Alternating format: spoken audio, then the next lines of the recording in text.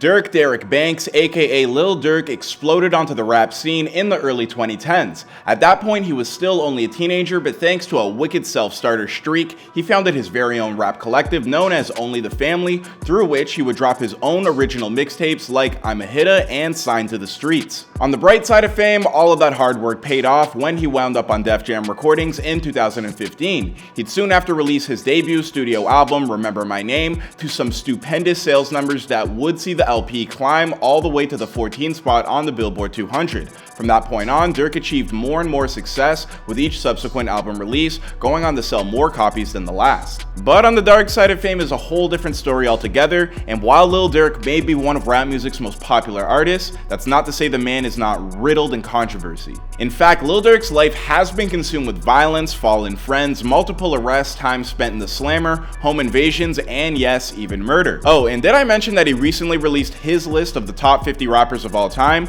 I don't know, for some reason that really seemed to set people off, so let's take a walk on the dark side of fame, starring Lil Durk.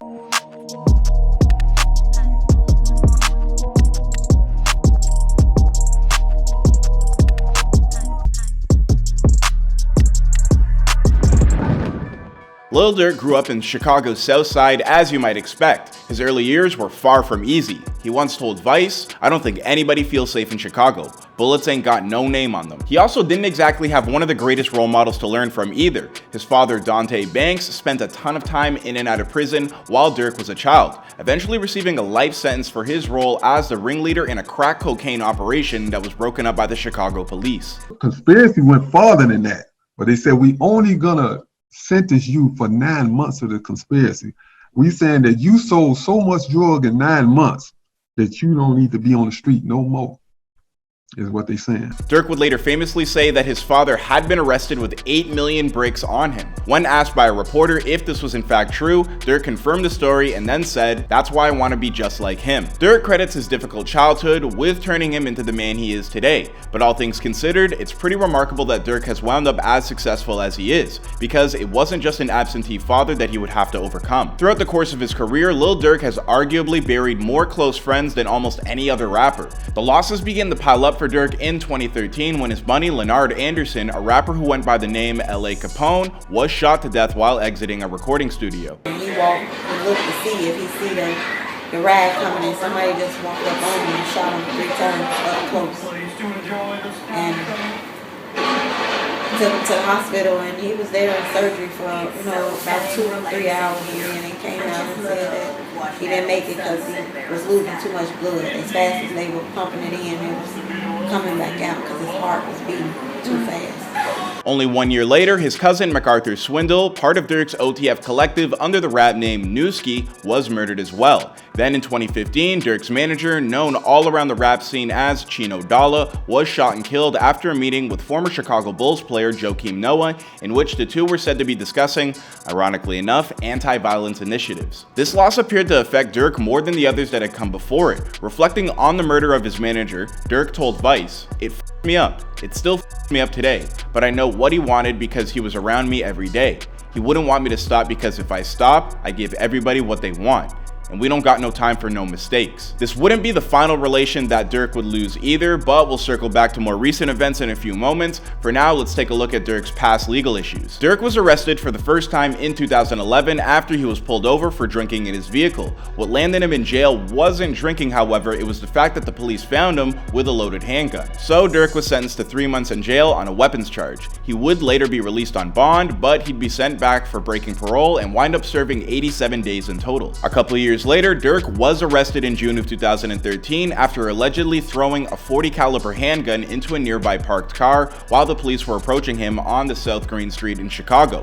He was charged with the unlawful use of a weapon by felon and was held on a $100,000 bond. Thankfully for Durk, his lawyer managed to find 9 eyewitnesses to what went down, all of whom swore that Durk was innocent. One of these individuals even claimed that the gun was his. As a result, Durk was released the following month. Still, his combined prison sentences seem to have something of an impact on this still young artist. Perhaps it was because while locked up, he became a father for the first time. The arrival of his son affected Durk in a way he wasn't expecting, and he realized that he didn't want his own child to undergo the same type of loneliness that he had without a father in his life. Durk told Rolling Stone, "I can't really have this, knowing my father was locked up when I was small, so that really out of everything, through the fame, the money, everything, that really put the toll on me. Oh yeah, I gotta change." And for the most part, he stayed pretty damn clean afterwards. I mean, sure, there was a shootout that occurred outside one of his shows in Philly in 2015, but Durk was never arrested or even questioned about what happened by the police. The following year, cops tried to get him on some strung-up weapon probation charges, but Durk successfully fought through that and won. For a good 5 years, Lil Durk kept his nose mostly clean, but then in 2019, things fell apart again.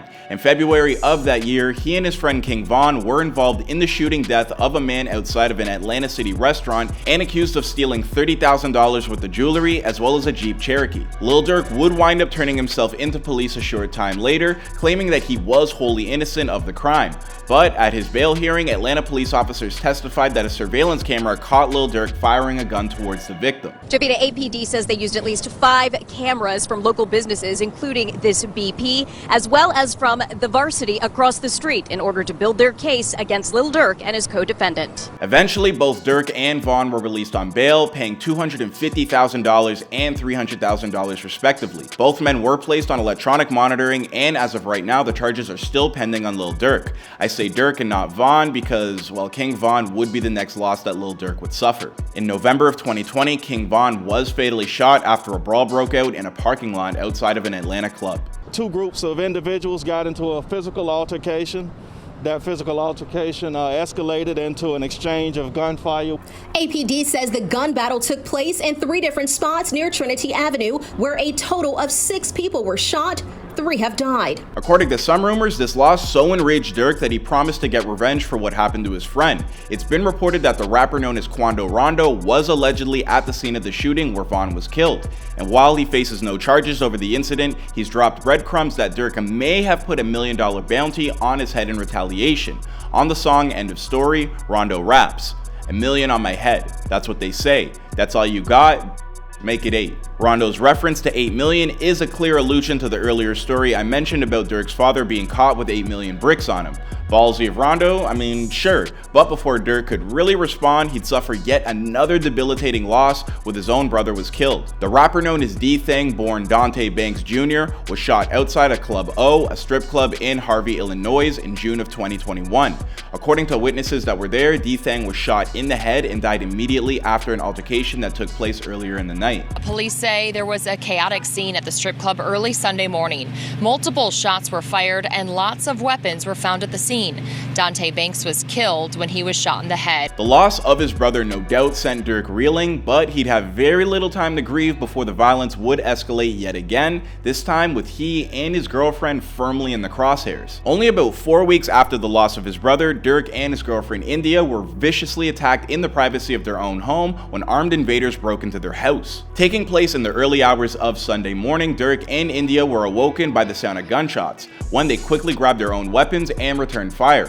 Thankfully, neither Durk nor India were harmed and the perpetrators fled from the scene. Considering how much violence has been swirling around Durk as of late, I'm sure he's moving as carefully as he can right now. Still, that's not going to keep this man from drumming up at least a little bit of controversy, like with this recent social media post of his all-time list of the top 50 rappers. All the regulars are there, Meek Mill, Lil Baby, Future, and Drake, but it's who's not on the list that has some fans scratching their head and telling Durk he's capping, specifically his omission of Kendrick Lamar. Is Durk throwing shade Kendrick's way? I mean, let's be honest, after everything I just walked you guys through, don't you think Durk's got a little bit more on his plate than gently poking Kendrick in the ribs? Alright, that'll bring this newest investigation into the dark side of fame to a close. Please be sure to let us know what you thought of Lil Durk's story down below. My name is Clyde Smith, and I'll see all you guys in another video.